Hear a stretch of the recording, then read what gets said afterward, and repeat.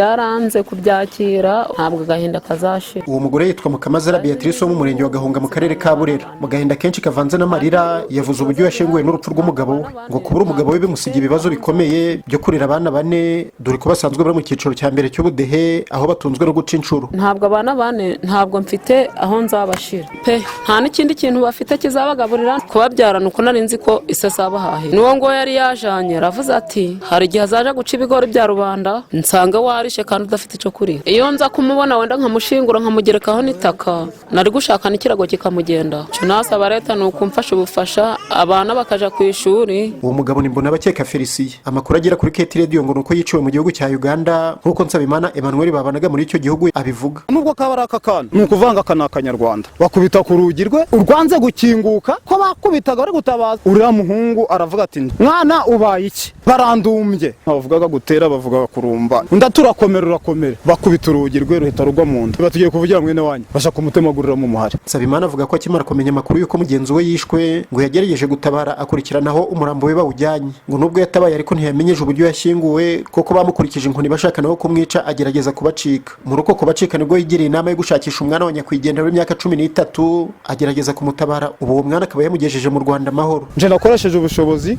bwo kumenya iyo bamujanye, nkoresha n'ubushobozi bwo gushakisha akani iyo yagashize nakazanye. Iyo guje gushingura bo baratwangiye ngo baramuduhambire aho dutange za miliyoni.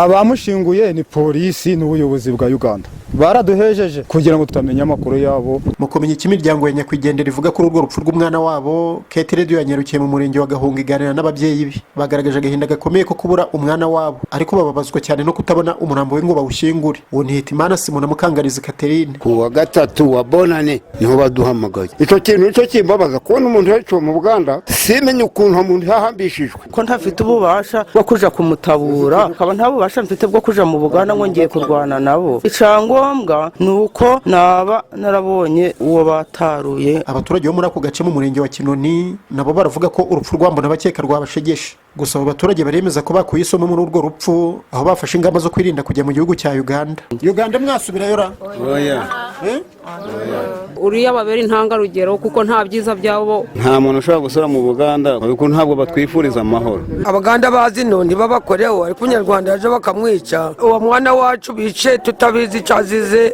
niwe watubabaje. Nako muncane kana twaharenga. Nuko abantu biwacu mu karere ka Burera babamaze none bamushingura n'uwabo niba mutwoherereze nkamudukuriye mutuvuganire tumushingure. Biratubabaje kuba baramwisha bakamwica urubozo. Nuwo wazanye mu mwana yavuze yuko bamusanze ahantu yararyamye bakamusohora bakamurambika impande y'umuhanda bakamutemagura bakamukatagura bakamwica bamfura mbi. Mu nama iherutse kumuhuza n'abanyamakuru bakorera mu ntara y'Amajyaruguru, umuyobozi w'iyo ntara Gatabazi Jean Marie Vianney yavuze ko Abanyarwanda 73 bafungiye mu gihugu cya Uganda aho bakomeje gukorerwa iyicarubozo bakubitwa banakora imirimo y'agahato. Mutuyimana Seriviriye Keti Radio mu karere ka Burera.